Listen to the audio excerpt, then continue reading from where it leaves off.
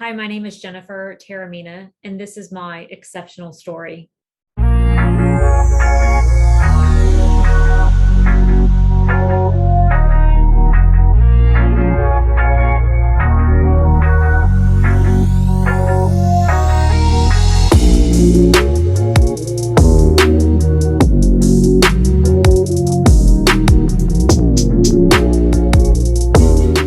We always introduce ourselves by our name and our job title.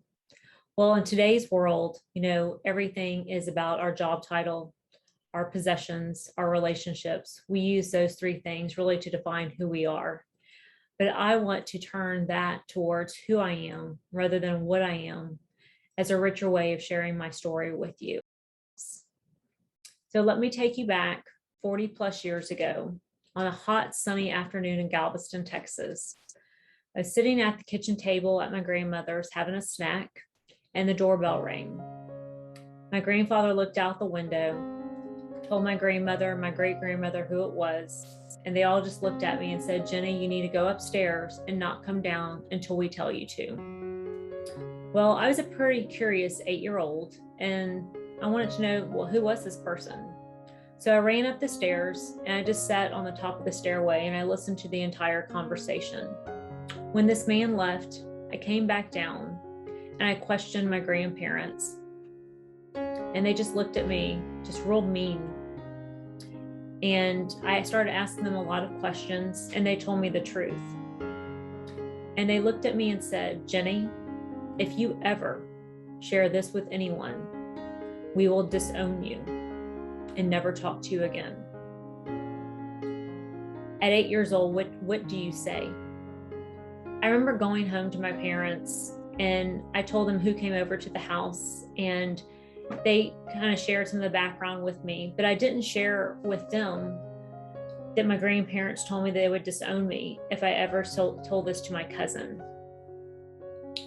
So what I found out that day was a family secret that was hidden from my cousin, and I had to keep that secret for roughly a little bit over 8 years until she found out the truth.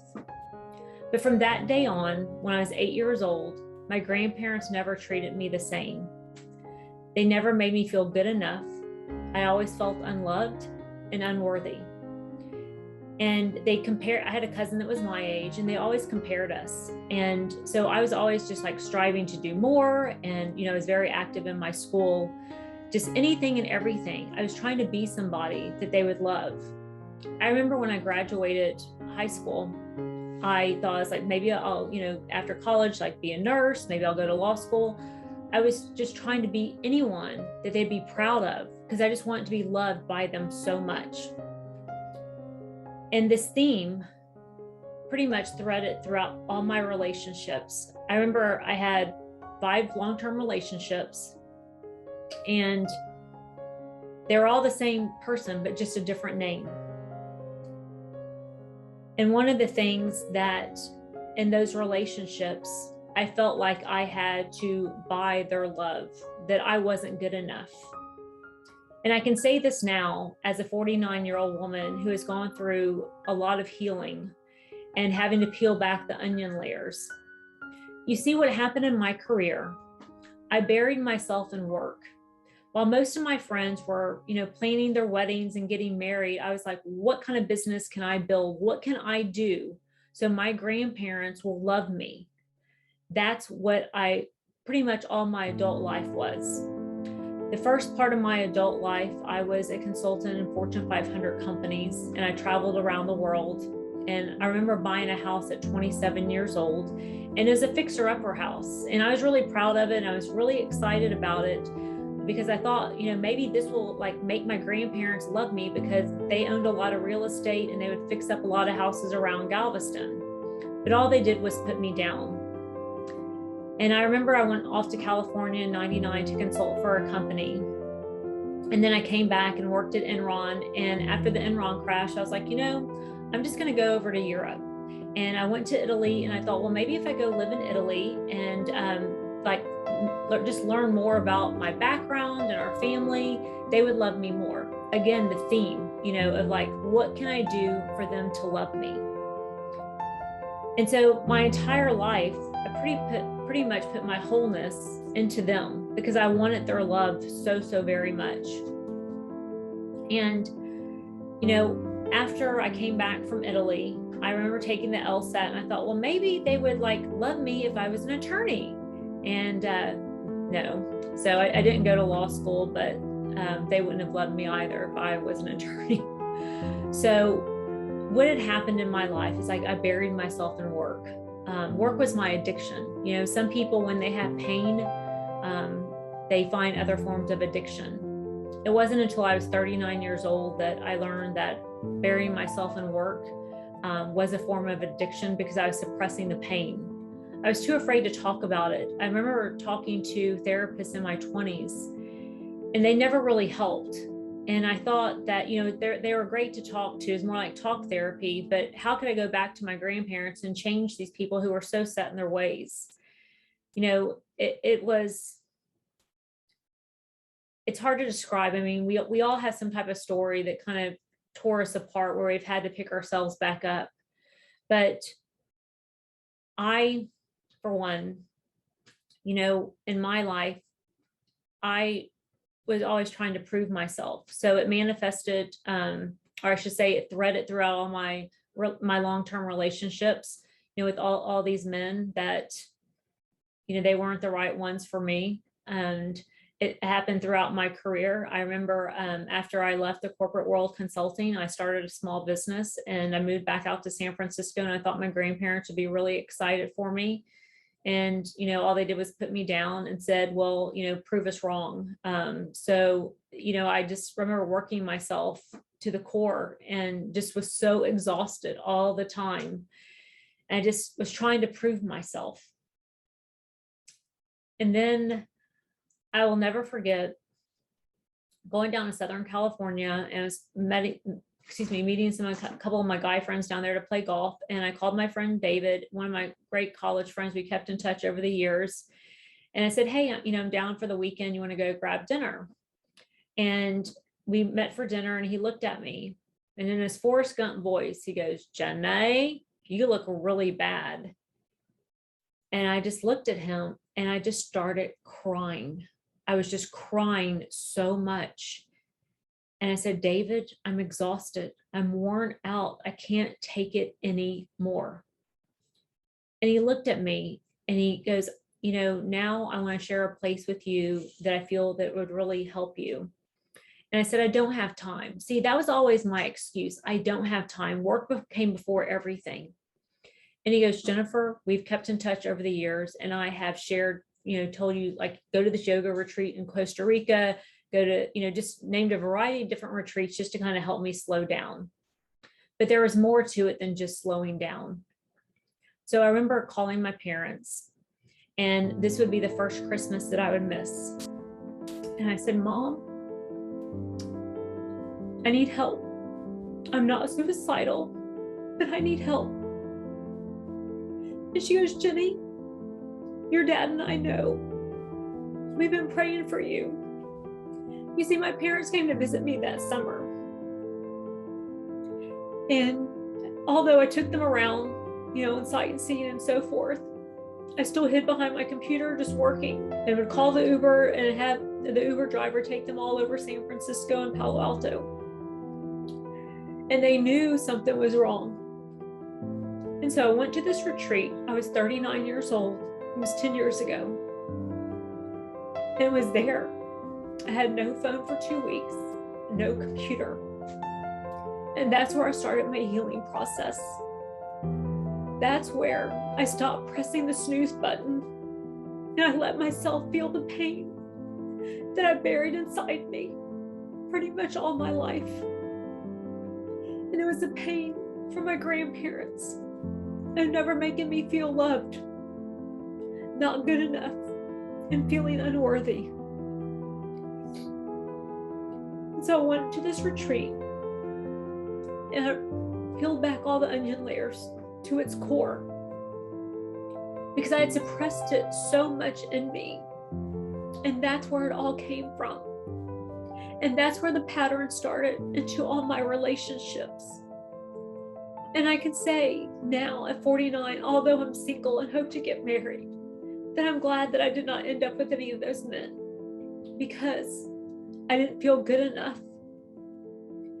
And I needed to heal myself, because I was attracting in my life the same pattern over and over and over.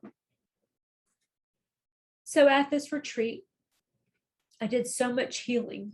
It was a spiritual retreat, and it changed my life. And although that was the first part of the process of healing, it continued. But it was there that I felt the pain, and I had to feel it to heal it. And I had to stop pressing that snooze button.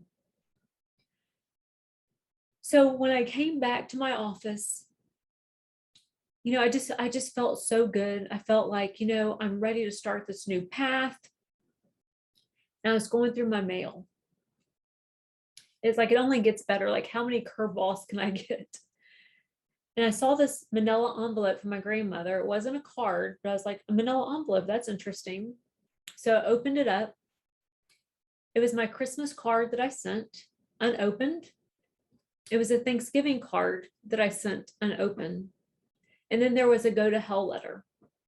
At this time, my grandmother, she's probably in her mid to late 80s. And there's 3 themes to this letter. The first theme was my dad walking out on them. The second theme of it was money. And then the third theme was that I never came around to see them when I was in town. So the first theme, with my dad walking out on them, my dad was given a choice of his family or my family, or my family, my mom, my dad, my sister, and nephews and niece. And my dad chose us, obviously. My grandparents are racist, and they completely cut my family off. See, my grandparents, they did well. I would say that they were more of the millionaires next door. They owned a lot of property. They had their little house on 9th Street. And, they had a lot of fixer-uppers, but everything was about money.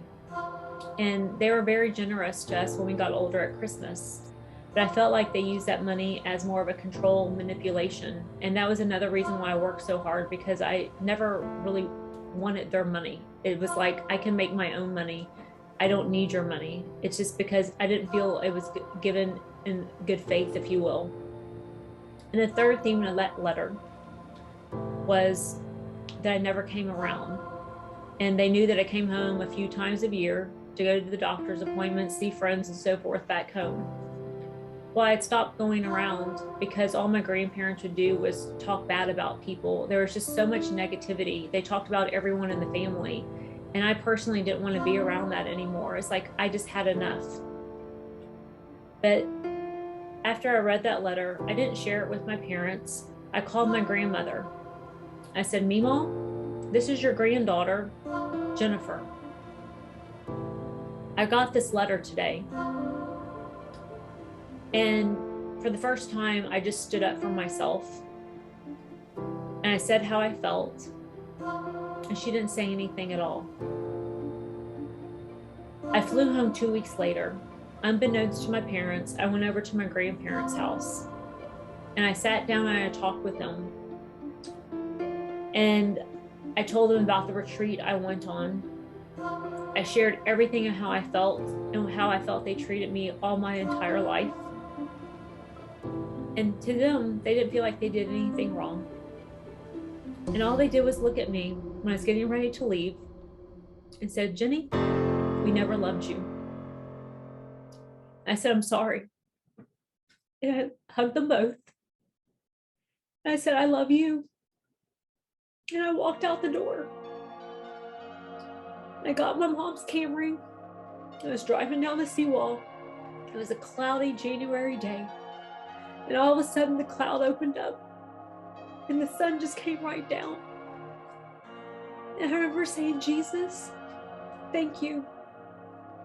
Thank you for helping me. And thank you for healing me. And that was the day my grandparents died. A couple of days later, I was out to dinner with my parents and I shared with them everything that happened.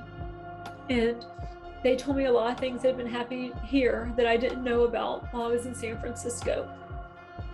I just never knew my grandparents could be such bitter, mean people, when these are people that should love you and your family unconditionally.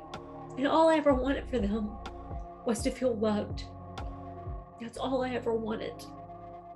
But you see what happened here is that I put my wholeness into them wanting to love and needing them to love me, because I felt if they loved me, that I'd be enough and I'd be worthy. But I had to take back that control and start healing from myself. And that is when you find wholeness. And so what I want to share with you is that I know we've all been through something in our life, but to really heal to its core and to find peace in your heart is to go back to where that story started and heal from it and feel all the pain, no matter how hard it hurts. Because when you feel that pain, you can release it and you can let it go. It's like the biggest weight is lifted off your shoulder. And I'm so grateful to have parents, although my mom has passed away, to have loved me so much and have given me so much love and support my entire life. But I was afraid to share so much with them because I think it's our generation and our parents' generation that we just suppress things. And we always have to act like everything is just fine. Well, although the outside of me looked fine, and maybe my businesses were fine, I wasn't fine. But I want to tell you that healing, it doesn't stop. I remember years later, my cousin messaged me through Facebook. We haven't heard from them since my grandparents cut us out, because I guess they're racist too.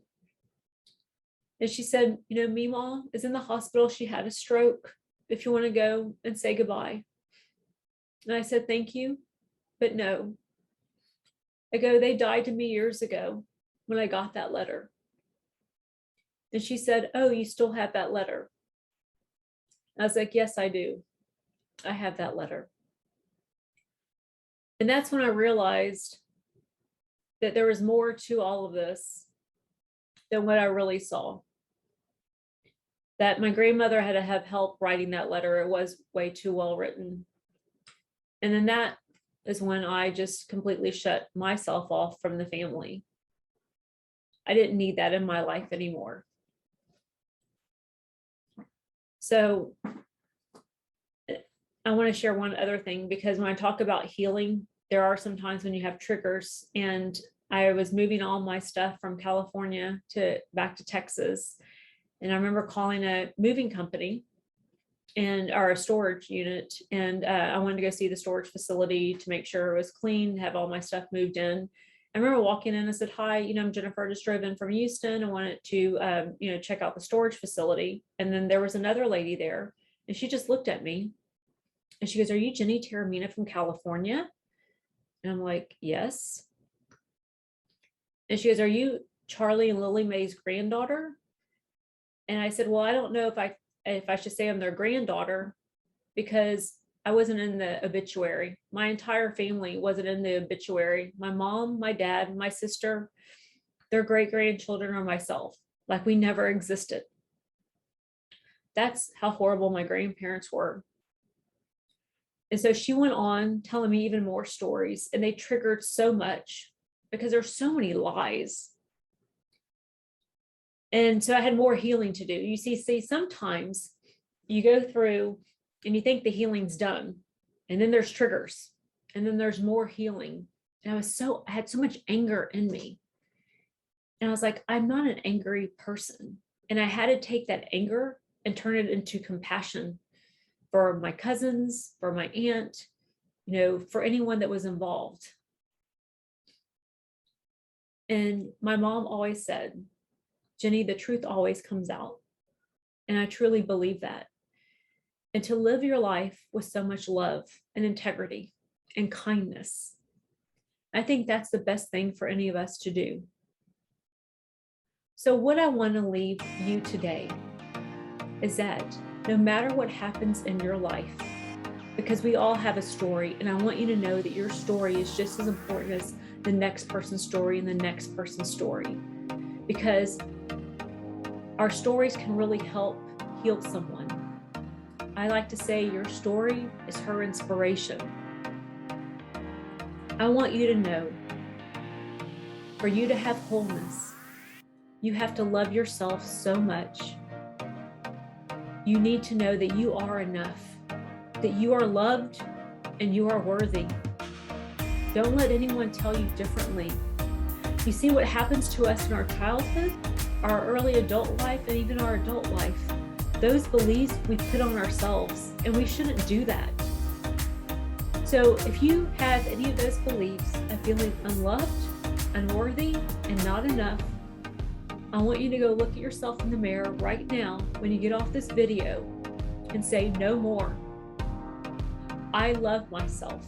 I am worthy and I am enough, because you are. And I will tell you, the best feeling ever is when you love yourself so much. I can say now that I love myself so much. I can look myself in the mirror and tell myself that I love myself, that I couldn't do it before. So I pray the best for you, and whatever has happened in your life, I want you to know that you're not alone. We all have a story, and your story matters. Thank you. And I love you all. And remember, live your life with kindness, with love, and integrity. Thank you for your time.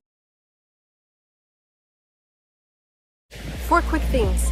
First of all, I'd like to say thank you so much if you stayed to the end. Second, go ahead and take a moment and like this video. And third, if you'd like to see more content that you think you'd enjoy, why don't you go ahead and hit that red button and subscribe. And fourth, and most important, if you have your own exceptional story to tell, why don't you go ahead and contact me at admin@exceptionalstorytime.com. Thank you so much. Enjoy your day.